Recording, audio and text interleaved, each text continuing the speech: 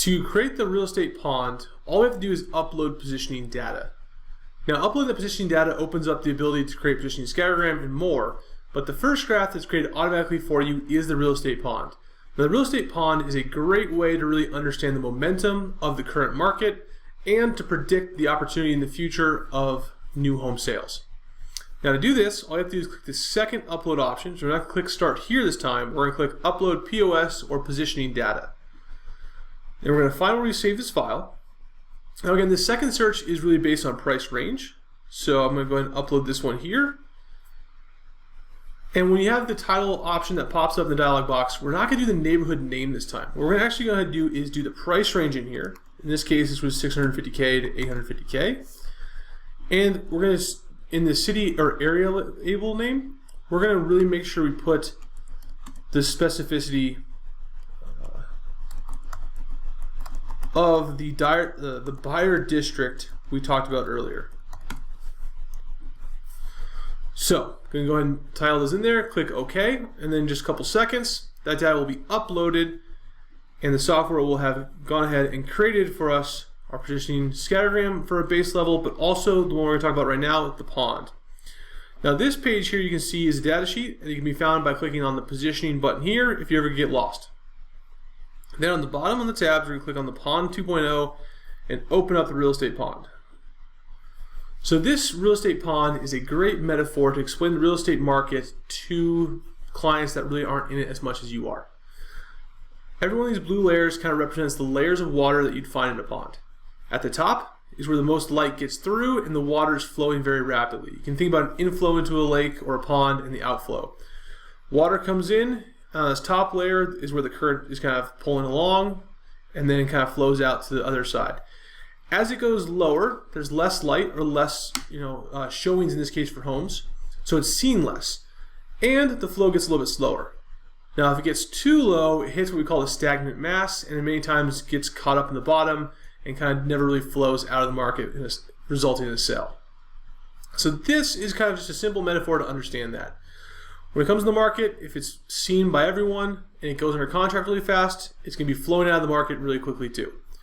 Now if it comes in and it's still able to be seen and it's getting showings but there's no contract yet, it falls to the second layer. If it comes on the market, it's for sale, it's gone past that average days to close number and now it's really kind of sitting in this place where it's probably not going to sell, then it falls at stagnant mass and we're not really getting seen that much. Now, one thing to note here too, as we talk about these different layers, is it possible for the stagnant mass to sell? Absolutely. That's not like a death sentence in any way. However, if you're already down here and you're thinking about this thing has sunk almost to the bottom of the pond, now you think about the fact that you have to buoy it up to get it to float back to the surface again, right? And that kind of is that price cut that a lot of people don't really want to hear the words of. But when they understand if we fall down this low, we're going to have to take drastic action, otherwise we're going to drown.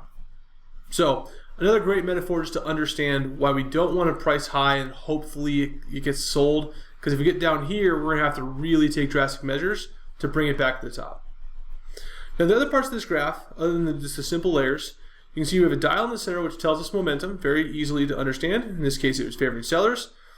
We have a inflow and an outflow prediction, and then these layers have the numbers here that are representing the data we uploaded. So you can see that this has 41 projected new homes in 90 days. There's 17 currently under contract. There's 6 that are for sale right now and showing, and there's 1 that's been sitting there for a while. Now there's only 48 projected sold homes in the next 90 days. So if you take this 48 projected in the next 90 days, minus the 17, we have 31 new projected sales. So if you take these 6 and add the 41 projected new homes, that would be 47, and our home is one of these. So there's 47 new that are going to be coming out in the next 90 days. There's 31 projected sales, but right now there's only 6 available.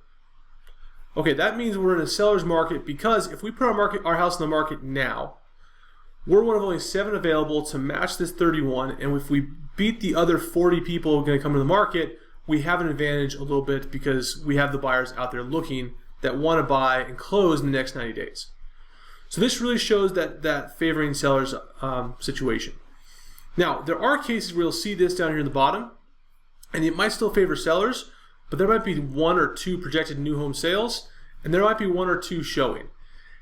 What that really tells us is we have to be aggressive and make sure we beat and value the people showing right now to make sure we do sell, because it's not a high number. In this case, because we have the high number, we know we can probably be slightly more on the high end of our price and not basically be the absolute tip 100% value option and still be okay. Now, the pond here is a great way to really understand what's coming by this prediction and where we currently sit. But it's only a piece of positioning. It only helps guide us when it comes to where we need to be as far as value goes. To get the right value really comes down to the positioning scattergram. But to learn more about this pond and how to kind of interpret different ponds where the dial might be favoring sellers, buyers, or being kind of more balanced, make sure you check out the new CMA Mastery class as well, because that is included with your subscription and is a great way to really master this whole process.